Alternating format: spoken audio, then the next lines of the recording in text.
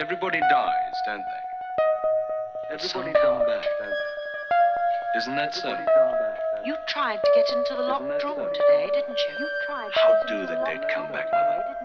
What's the secret of the dead come back? The Crown Derby Plate by Marjorie Bowen. Martha Pym said that she had never seen a ghost and that she would very much like to do so, particularly at Christmas, for you can laugh as you like. That is the correct time to see a ghost. I don't suppose you ever will, replied her cousin Mabel comfortably, while her cousin Clara shuddered and said that she hoped they would change the subject, for she disliked even to think of such things. The three elderly, cheerful women sat around a big fire, cosy and content after a day of pleasant activities. Martha was the guest of the other two, who owned a handsome, convenient country house.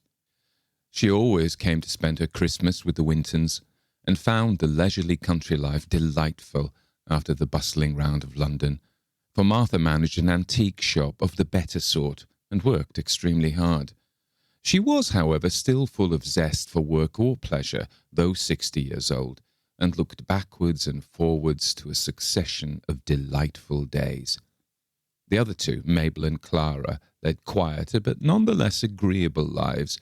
They had more money and fewer interests, but nevertheless enjoyed themselves very well. "Talking of ghosts," said Mabel, "I wonder how that old woman at Hartley's is getting on. For Hartley's, you know, is supposed to be haunted."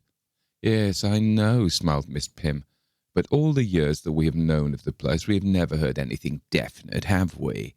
"No," put in Clara, "but there is that persistent rumour that the house is uncanny, and for myself, nothing would induce me to live there." "It's certainly very lonely and dreary down there on the marshes," conceded Mabel, "but as for the ghost, you never hear what it's supposed to be even."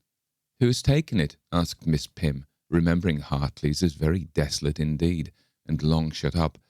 "A Miss Le Fane, an eccentric old creature. I think you met her here once, 2 years ago." I believe that I did, but I don't recall her at all. We haven't seen her since. Hartley's is so unget-atable, and she doesn't seem to want visitors.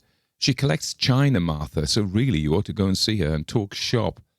With the word China, some curious associations came into the mind of Martha Pym. She was silent while she strove to put them together, and after a second or two they all fitted together into a very clear picture.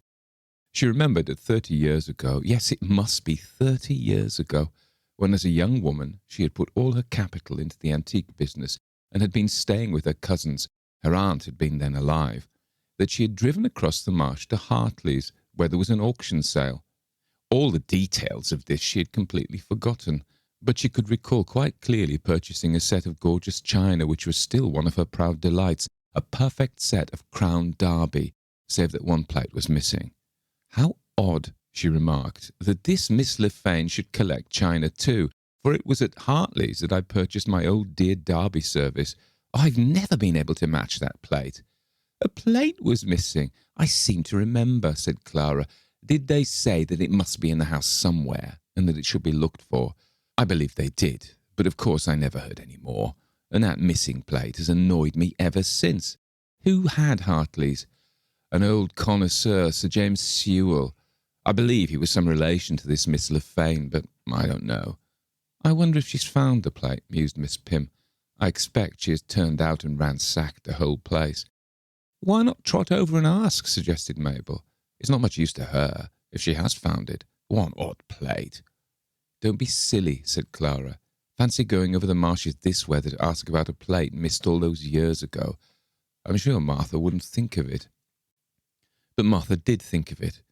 She was rather fascinated by the idea. How queer and pleasant it would be if, after all these years, nearly a lifetime, she should find the Crown Derby plate, the loss of which had always irked her. And this hope did not seem so altogether fantastical. It was quite likely that old Miss Le Fane, poking about in the ancient house, had found the missing piece. And of course, if she had, being a fellow collector, she would be quite willing to part with it to complete the set. Her cousin endeavoured to dissuade her. Miss Le Fane, she declared, was a recluse, an odd creature, who might greatly resent such a visit and such a request. Well, if she does, I can but come away again, smiled Miss Pym. I suppose she can't bite my head off, and I rather like meeting these curious types. We've got a love for old china in common anyhow. It seems so silly to think of it after all these years. A plate. A Crown Derby plate, corrected Miss Pym.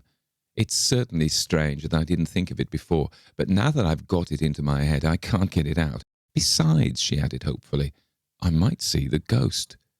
So full, however, were the days with pleasant local engagements that Miss Pym had no immediate chance of putting her scheme into practice, but she did not relinquish it, and she asked several different people what they knew about Hartley's and Miss Lefane. And no one knew anything, save that the house was supposed to be haunted, and the owner cracky. Is there a story? Asked Miss Pym, who associated ghosts with neat tales into which they fitted as exactly as nuts into shells.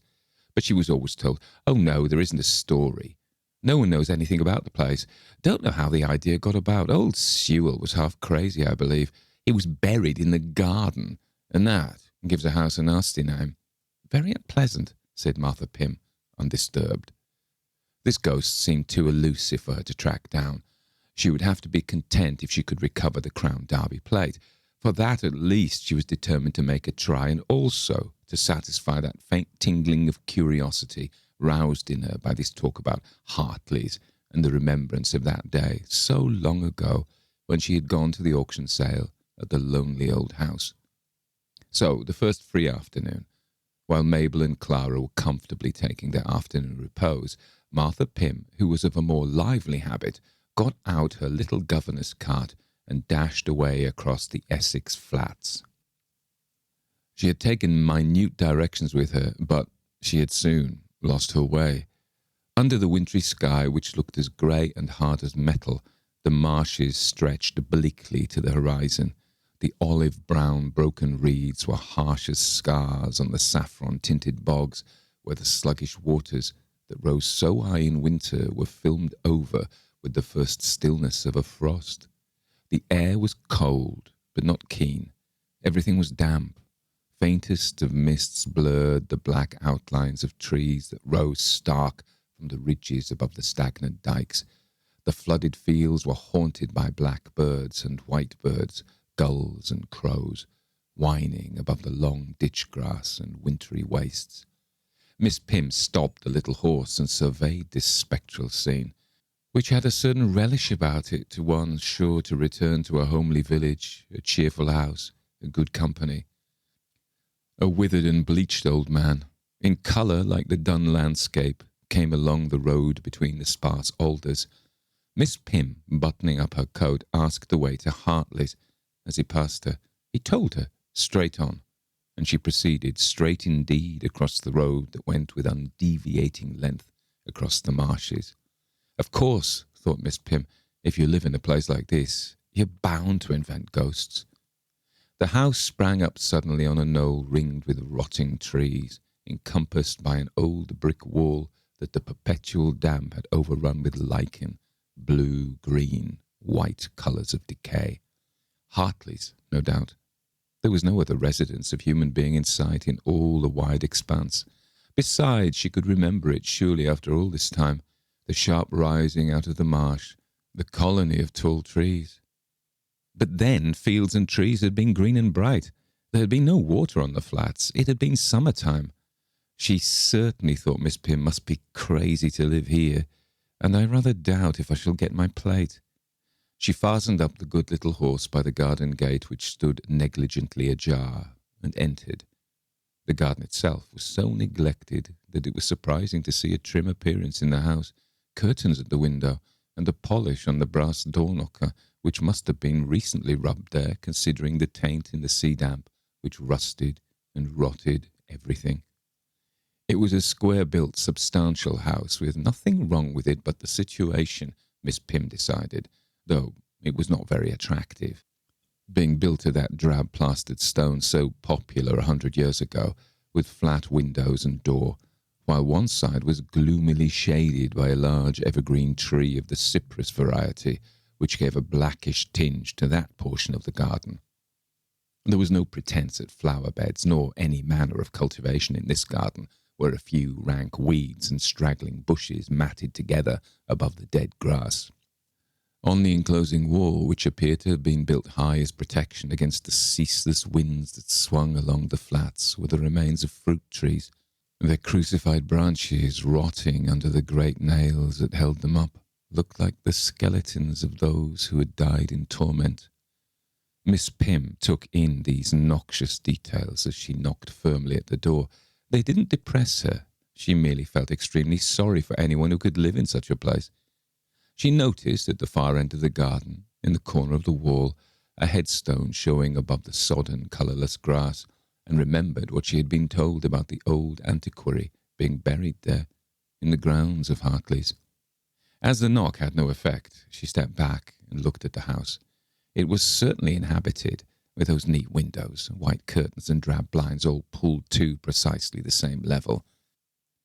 And when she brought her glance back to the door, she saw that it had been opened, and that someone, considerably obscured by the darkness of the passage, was looking at her intently. "Good afternoon," said Miss Pym cheerfully. "I just thought I would call to see Miss Lefane. It is Miss Lefane, isn't it?" "It's my house," was the querulous reply. Martha Pym had hardly expected to find any servants here, though the old lady must, she thought, work pretty hard to keep the house so clean and tidy as it appeared to be. "Of course," she replied. "May I come in? I'm Martha Pym, staying with the Wintons. I met you there." "Do come in," was the faint reply. "I get so few people to visit me. I'm really very lonely." "I don't wonder," thought Miss Pym, but she had resolved to take no notice of any eccentricity on the part of her hostess, and so she entered the house with her usual agreeable candour and courtesy. The passage was badly lit, but she was able to get a fair idea of Miss Lefane. Her first impression was that this poor creature was most dreadfully old. Older than any human being had the right to be. Why, she felt young in comparison. So faded, feeble and pallid was Miss Lefane. She was also monstrously fat. Her gross, flaccid figure was shapeless, and she wore a badly cut, full dress of no colour at all, but stained with earth and damp, where Miss Pym supposed she had been doing futile gardening. This gown was doubtless designed to disguise her stoutness, but had been so carelessly pulled about that it only added to it, being rucked and rolled all over the place, as Miss Pym put it to herself. Another ridiculous touch about the appearance of the poor old lady was her short hair.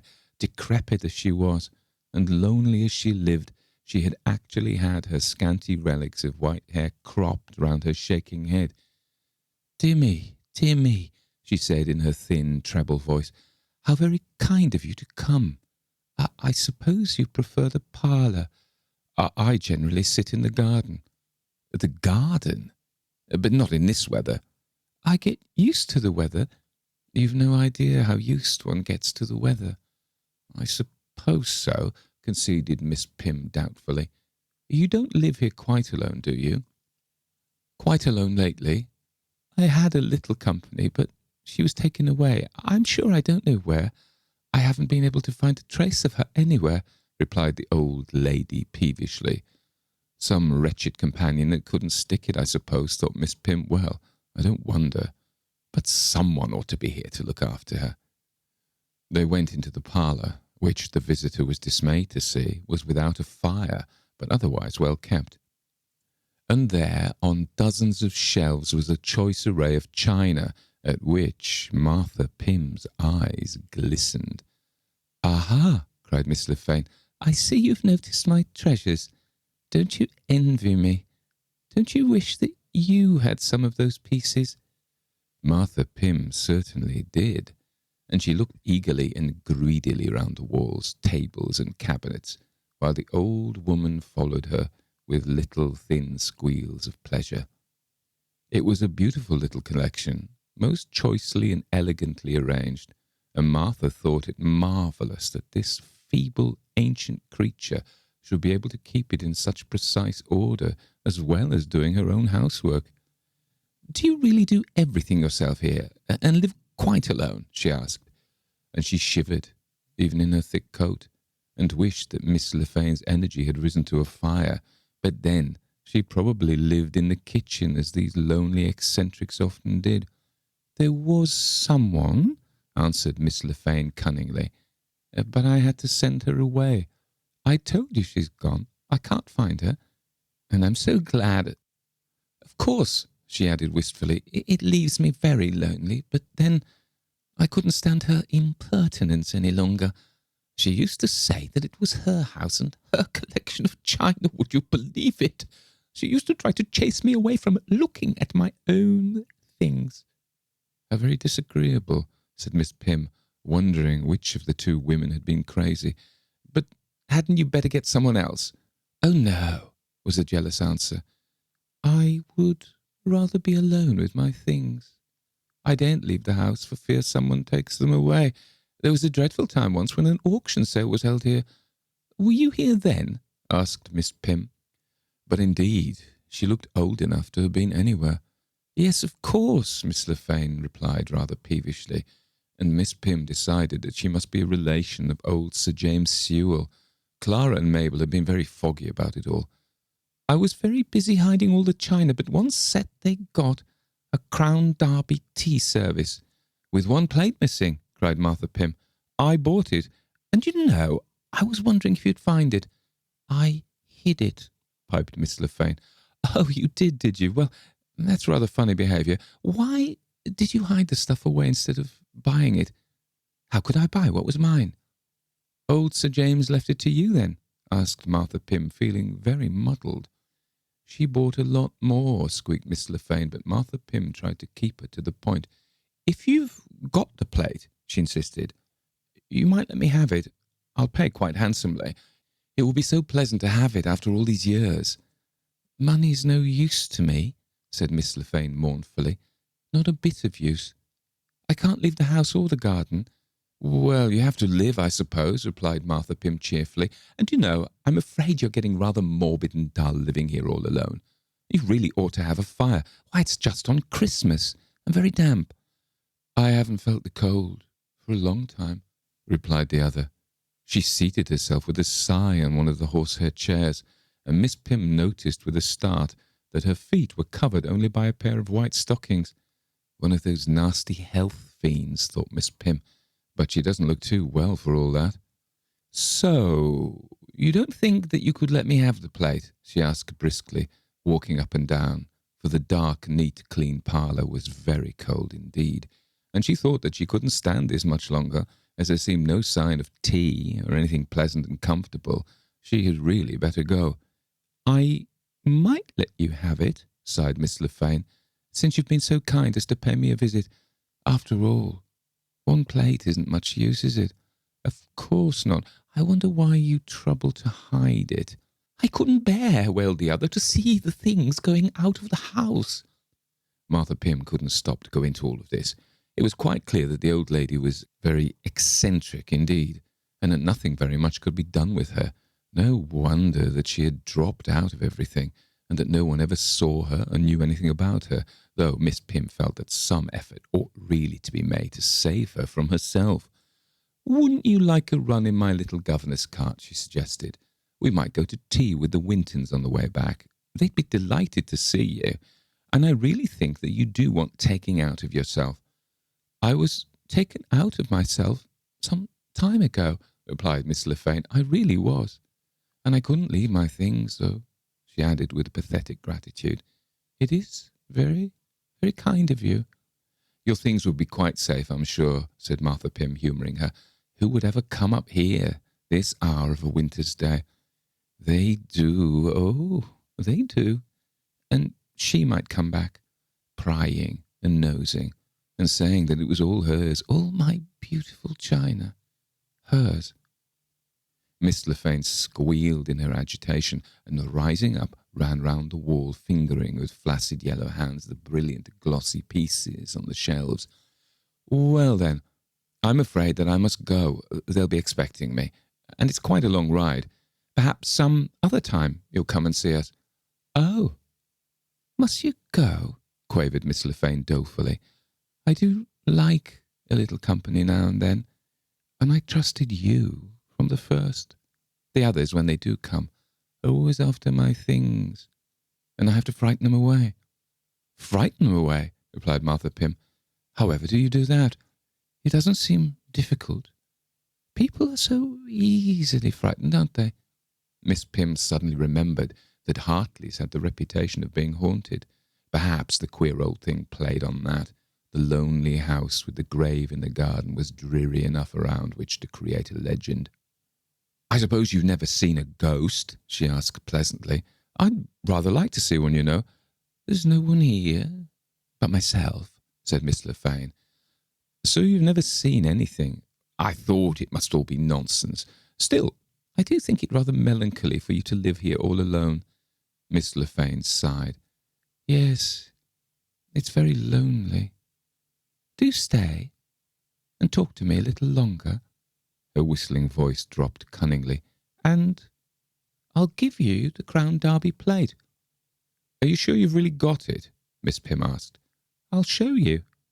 Fat and waddling as she was, she seemed to move very lightly as she slipped in front of Miss Pym and conducted her from the room, going slowly up the stairs. Such a gross, odd figure in that clumsy dress, with the fringe of white hair hanging onto her shoulders. The upstairs of the house was as neat as the parlour, everything well in its place, but there was no sign of occupancy. The beds were covered with dust sheets. There were no lamps or fires set ready. "I suppose," said Miss Pym to herself, "she doesn't care to show me where she really lives." But as they passed from one room to another, she couldn't help saying, "Where do you live, Miss Le Fane?" "Mostly in the garden," said the other. Miss Pym thought of those horrible health huts that some people indulged in. "Well, sooner you than I," she replied cheerfully. In the most distant room of all, a dark, tiny closet, Miss Le Fane opened a deep cupboard and brought out a Crown Derby plate, which her guest received with a spasm of joy, for it was actually that missing from her cherished set. "It's very good of you," she said in delight. "Won't you take something for it, or let me do something for you?" "You might come and see me again," replied Miss Le Fane wistfully. "Oh, yes, of course. I should like to come and see you again." But now that she had got what she had really come for, the plate, Martha Pym wanted to be gone. It was really very dismal and depressing in the house, and she began to notice a fearful smell. The place had been shut up too long. There was something damp rotting somewhere, in this horrid little dark closet, no doubt. "I really must be going," she said hurriedly. Miss Le Fane turned as if to cling to her, but Martha Pym moved quickly away. "Dear me," wailed the old lady, "why are you in such haste?" "There's a smell," murmured Miss Pym, rather faintly. She found herself hastening down the stairs with Miss Le Fane complaining behind her. "How peculiar people are. She used to talk of a smell." "Well, you must notice it yourself." Miss Pym was in the hall. The old woman had not followed her, but stood in the semi-darkness at the head of the stairs, a pale, shapeless figure. Martha Pym hated to be rude and ungrateful, but she couldn't stay another moment.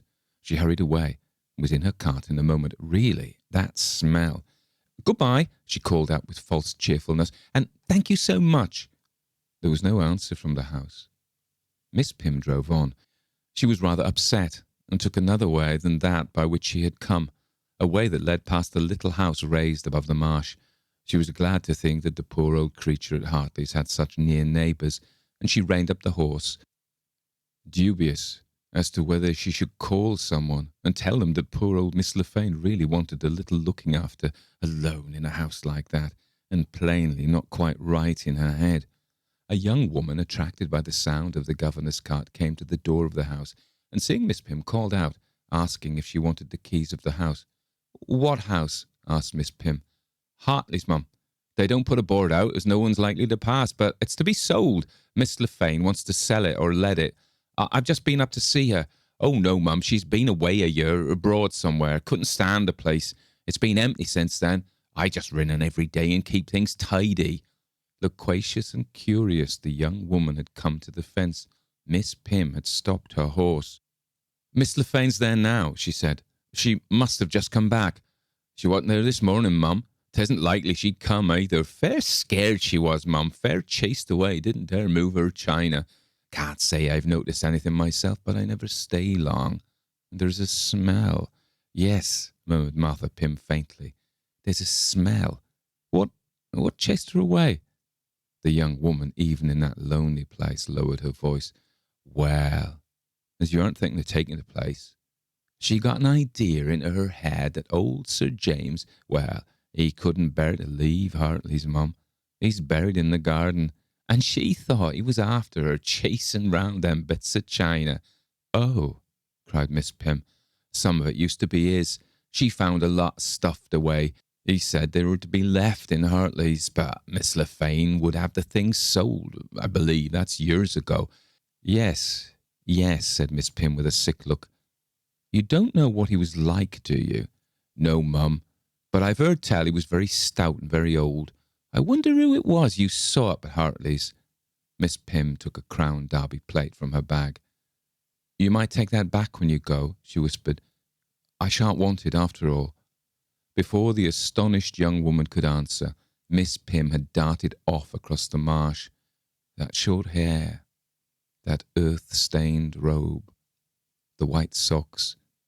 I generally live in the garden. Miss Pym drove away, breakneck speed, frantically resolving to mention to no one that she had paid a visit to Hartley's, nor likely again to bring up the subject of ghosts. She shook and shuddered in the damp, trying to get out of her clothes and her nostrils that indescribable smell.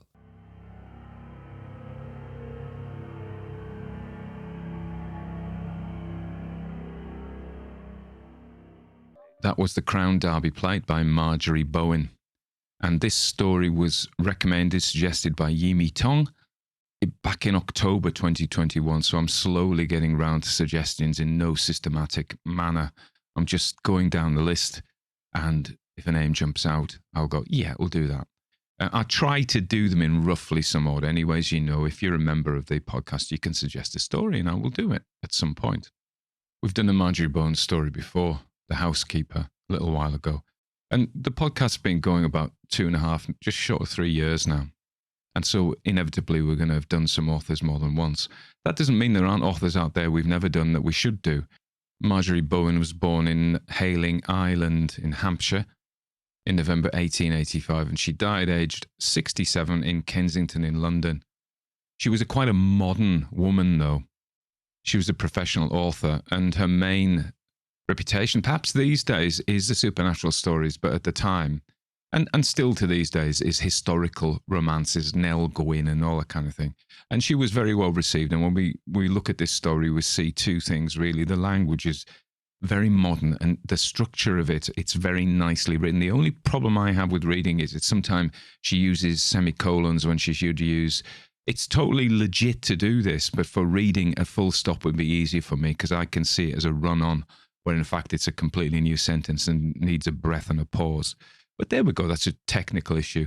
And while we're on technical issues, before we return back to the life of Marjorie Bowen, I must apologise for the choices I made, so I don't know whether I need to apologise for them at all. But the first is the woman at the end, I do this kind of generic English country accent, which is sort of more West Country than Essex, rural Essex. I don't mean like The Only Way is Essex, hello mate, woo woo woo kind of accent. I mean the sort of rural Essex folk, which is more East Anglian really, rather than London. A lot of the modern Essex is East London accent because a lot of people, when the slums were cleared in East London, moved out. And we tend to, when you go to London, it's such a big place, you tend to kind of occupy a quadrant that is something to do with your origin. So I suppose it's backwards. So all my friends who were Northerners tended to live in North London. A lot of the people who I knew were Welsh lived in West London, you know, and I guess that's true. So people from Kent tended to go into South East London, but also people leaving London go into Essex. That's a historical fact. Whether they had any choice in the matter, I don't know. Somebody can correct me. And I was like, it's not even correction, it's just adding to the information.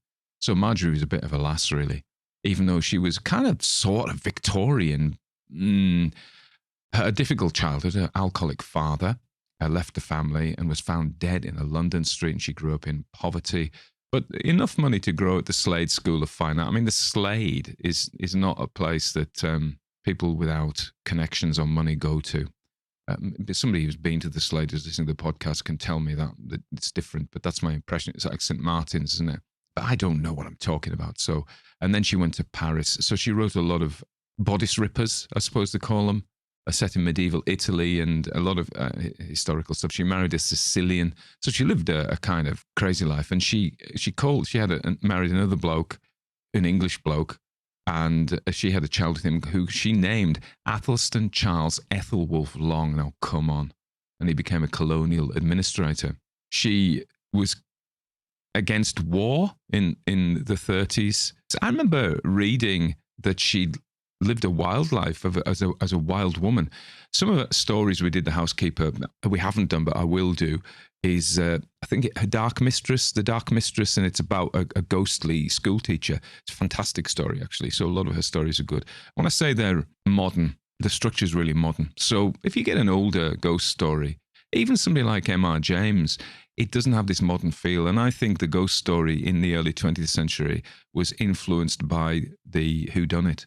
So a twist is required in a modern story. That's what we want. That's what we like. You know, people like O. Henry, who's a famous short story writer for his twists. So it becomes something we like. So we're set up. So how is this set up? First of all, you can't just twist it at the end without any warning, because the reader then goes, well, that didn't make any sense. But if you plant a seed, it's the old Chekhov thing, isn't it? If you're going to use a gun in the fourth act, plant it in the first, let the audience see it in the first act. And so we mentioned the ghost, and we hear about the Sewell, Colonel Sewell, I think, James. I think he's a colonel. I don't want to demote him or, in fact, promote him. So when we get there, we have that seed planted, but we couldn't reasonably know any more because we're given no more information. It's not, I mean, that's about all we've got. So she goes there, and of course, the imagery is fantastic. The bleak, lonely place in the Essex marshes has to remind one of the Woman in Black by Susan Hill, which of course is a later story than this one. Perhaps Susan Black was influenced by this. Susan Black, there's an amalgamation. Susan Hill was influenced by this particular story, Crown Derby Plate. You remember I talk about how a ghost story, a monster story has to have a sin. And I guess the sin in this is her greed, isn't it? It's not a massive sin, and she escapes without punishment. So it's not necessarily, apart from having a bit of a shock, her punishment is her fright, but and the smell, I suppose. But, you know, it's not a massive sin, but it is nevertheless the acquisitiveness and collectiveness. You know, why does she want this thing? So that's the sin, I think. The setup is that there's a ghost, and we're given clues. You know, this woman, as we believe, sleeps in the garden, is wearing what looks like a dirty shroud with white socks. And so we're given these clues, and as the clues mount, and our heroine pushes them aside, you know, oh, well, it must be a health nut. Because, of course, you've got to remember, people doing crazy things for their health, I'm going to talk about this later, actually, is not new. So you think the health fads are new, but they're not. And I can imagine people like the Bloomsbury set indulging in health fads. I've got so many. I nearly told you a story about Lindisfarne Castle. We went to see the castle there not long ago. And the Bloomsbury set, Lytton Strachey used to go, then he hated it. But the exhibition was so well done, it was really human. Anyway, so if you are around Lindisfarne, it's a great place to go anyway, of course. But so health fads, yeah, there we are. So she puts that off as this being some kind of health nut, which is kind of amusing, really. And I think Bowen probably intended it to be a jolt of humour, because there is a vein of humour running through this story, which is always nice. I always like that juxtaposition of horror and humour. And I think you can have both horror and humour, if done well, together in a way that doesn't detract from the horrific nature of the horror or the humorous nature of the humour. If you do it well, you can have both in full measure, you know. Anyway, we're given loads of clues. As I say, the other thing, I chose the country voice, the generic English country voice. Also, I did do the Colonel's voice slightly high-pitched because we're led to believe that it was a woman. If I'd done it in a kind of gruff, masculine way, then you would have gone, it would have given the game away, basically, and I didn't want to give the game away. So I did it in a kind of a neutral voice of slightly high pitch. But there we are. That was just a choice.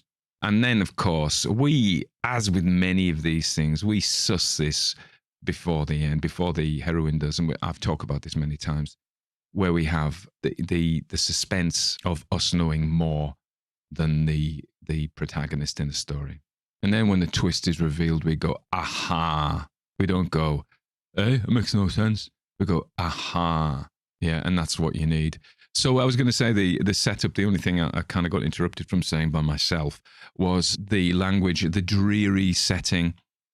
She talks about the corpses of the fruit trees crucified on their nails, because you know the habit was to, with pear trees and things like that, is it to espalier them, and you put them up against a wall and they live on the on wooden frames against a stone wall. I suppose it helps the fruit and it gets more sunshine. I don't really know. It's not an area of expertise, but I've seen it when I've gone around kind of National Trust properties that this is what they do. So, yeah. So she kind of uses those words, the dreariness, the crucifixion, the ghost. And it all builds up, because what we know is, even if you use a word that is related to an image, we're triggering that image, even if we don't say it. So we say crucified fruit trees, and we're thinking of corpses, even though we don't say the word, it triggers it.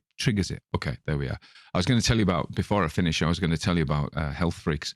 So my friend Steve, every month or so I meet up with Steve. We usually go for a coffee. We used to go for a drink of alcohol, but we retreated into coffee. When I'd go out with him, drink pints of loads of water gold, about 4, and I'd be like, ooh. And then I would go, we decided we were going to go for coffee. So I would drink flat whites, like 3 flat whites, and I'm whizzing with those. And so I don't know which is worse, really. But this particular week, last Tuesday, I had shade for the day. So I took shade down. We went up a sail fell, which is very nice. And Shade was very interested in the sheep, but I kept her on her lead, of course. I don't want her to get shot, and I don't want the sheep to be hurt either. But when they run away, kind of triggers some predator behavior. I told you that when I was on this 4-day, I don't know what it was, retreat in the woods, a guy there, Jason, from Way of the Buzzard, was saying that if you want to be with mammals, you mustn't look at them, because they see a 2-eyed, like we as predators and dogs, and all predators have 2 forward-facing eyes. So when a prey animal sees 2 eyes facing forward, because they have eyes on either side of their head, when they see 2 eyes facing forward, they get worried, because that's predator. So if you look at them, they're going predator. So anyway, and Shade looks at them and they go predator, and they run away. And then she chases them, but she doesn't chase them because she's on the lead. Okay, so don't worry about that.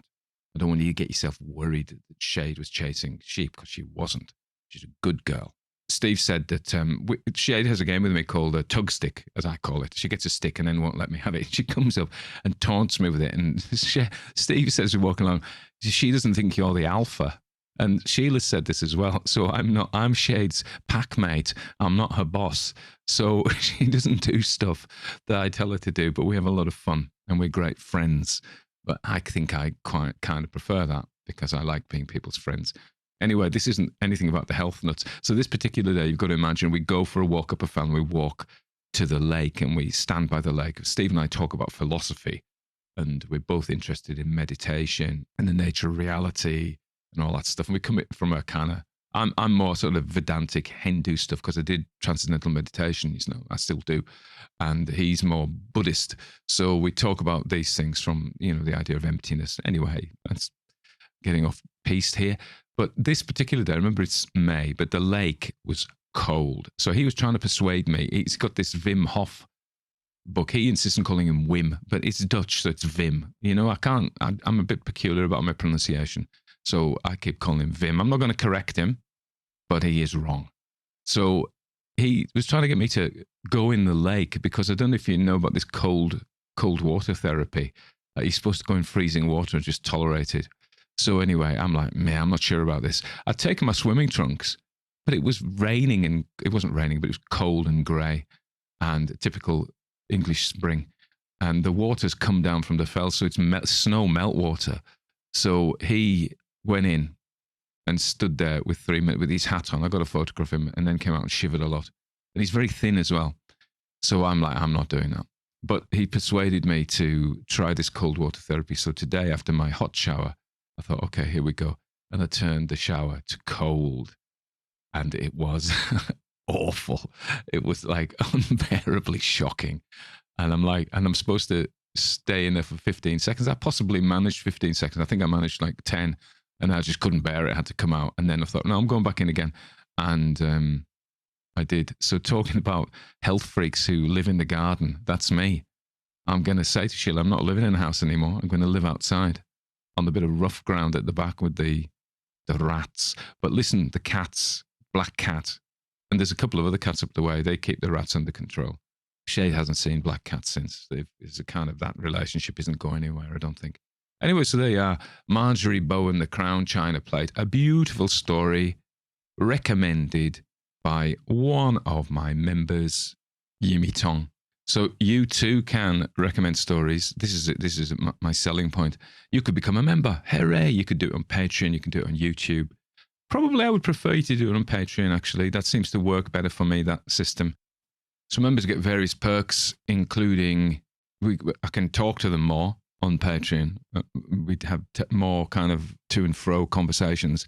But also there are members-only videos, about 42, and you get to recommend a story, which in due course I will get around to reading out. Okay, hope you're all well. Tomorrow is another cold shower. I wonder how long this will last. There will be a podcast episode whereby I go, I've given up on the cold showers. But maybe I will become a convert and you'll see me wandering around in my underpants in the snow and making videos about that. Why not? Lots of reasons why not. But yeah, anyway, bye-bye.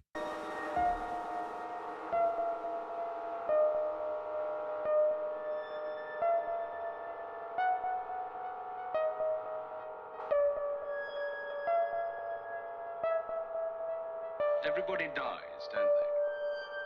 Everybody come back, don't they? Isn't that so? Isn't that so? Isn't that so? Isn't that so?